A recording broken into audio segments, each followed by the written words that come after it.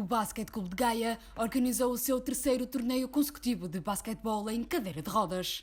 Pela frente, os gaienses, orientados pelo treinador e jogador Pedro Bartolo, subcapitão da Seleção Nacional, enfrentaram a tetracampeã nacional APD Braga, conjunto que goza de hegemonia no panorama nacional ao ter conquistado os últimos 16 troféus, entre campeonatos, taças de Portugal e supertaças. E enfrentaram também a APD Leiria, clube com pergaminhos no país e títulos nacionais no currículo no desporto cimeiro do universo paralímpico.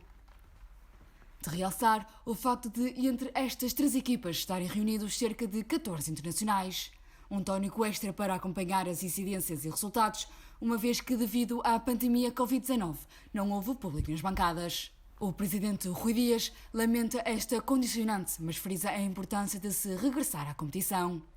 Com este torneio, o Basquete Clube de Gaia pretende demonstrar a vitalidade e motivar todos os agentes desportivos para continuarem a trabalhar neste momento mais complicado.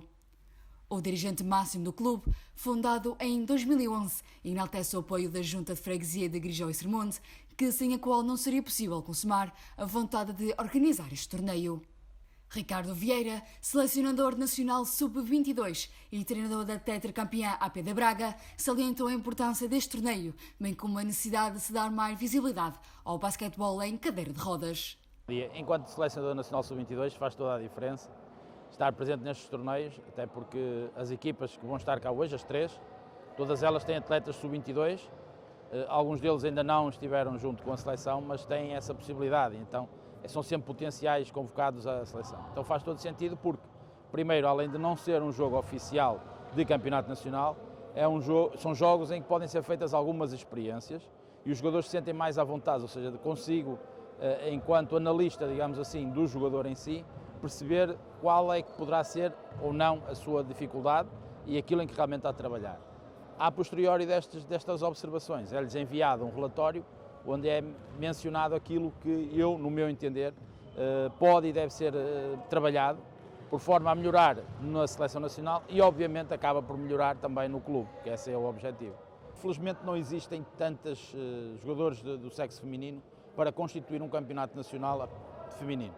E então o escalão no basquetebol em cadeira de rodas é um escalão único, ou seja, permite a que senhoras e senhores, homens e mulheres, joguem juntos.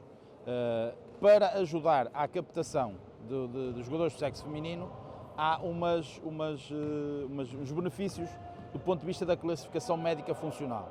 O que é isto da classificação médica funcional? Muito resumidamente, todos os atletas são submetidos a uma classificação. Hoje, aqui, há pelo menos 2 jogadores que vão ser submetidos a uma classificação médica funcional. E o tipo de deficiência varia na classificação atribuída, ou seja, ela vai de 1 ponto a 4,5. Quanto mais grave for a deficiência, mais dificuldade tiver o atleta, menor pontuação tem. Significa que os 5 jogadores em campo não poderão ultrapassar 14,5 pontos. Podem jogar abaixo dessa classificação, mas não podem ultrapassar. À exceção de, e aí é que entra a questão das senhoras, à exceção de se tiver um jogador do sexo feminino, poderá ir até aos 16. E se tiver a segunda, poderá ir até aos 17,5. Portanto, isto, de certa forma, é uma forma que a Federação encontrou para que os clubes se importem também em falarem, em tentarem arranjar jogadores de sexo feminino, o que é ótimo para a modalidade. Portugal ainda não tem nenhuma seleção feminina, nós gostaríamos imenso que isso acontecesse. Efetivamente existe, por exemplo, aqui existe uma jogadora que vai jogar hoje que é de Leiria, mas sabemos que Leiria tem mais outra jogadora, sabemos que há equipas que têm também jogadoras e eu creio que pelo menos 5 senhoras nós temos a competir no Campeonato Nacional, o que gera um ponto de partida. Infelizmente, muitas das vezes, confesso que as senhoras não são muito levadas não é em conta, mas acabam por ser mais um. E se nós, enquanto treinadores, começarmos a trabalhar da mesma forma, certamente iremos acabar por cativar mais senhoras. A mesma coisa acontece, no caso da classificação funcional, aos jogadores sub-22. Ou seja, um jogador que não tem ainda 22 anos até ao início da época desportiva, há um acréscimo na tal classificação dos 5 jogadores em campo, que poderá também ir até aos 16 pontos. A partir da altura que o basquetebol em cadeira de rodas entrou para a Federação Portuguesa de Basquetebol, por obrigatoriedade da lei também, que obriga a modalidade a estar numa federação já constituída, efetivamente nós acabamos por ter mais visibilidade. Mais visibilidade porque estamos semanalmente, ou quase, não digo diariamente, mas semanalmente, aparecem notícias no site da Federação, que é visitado por centenas de pessoas, se não milhares de pessoas. A própria Federação Portuguesa de Basquetebol tem um canal de transmissão televisiva que também tem feito alguns jogos e tem em direto e tem revelado efetivamente alguma visibilidade, digamos assim, para o jogo.